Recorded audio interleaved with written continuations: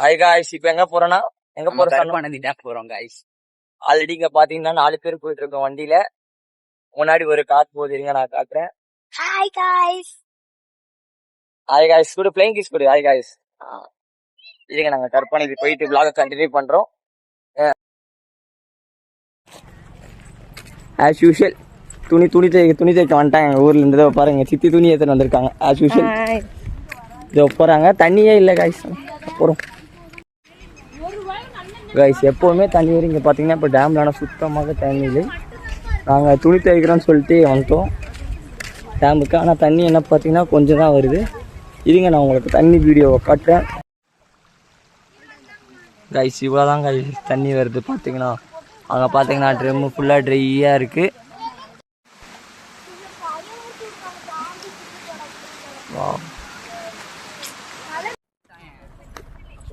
அது காய்ஸ் இப்போ பார்த்தீங்கன்னா நல்லா குளிச்சாச்சு. சரியான ஃபுல் ஆல்மோஸ்ட் ஒரு 2 hours குளித்தோம்.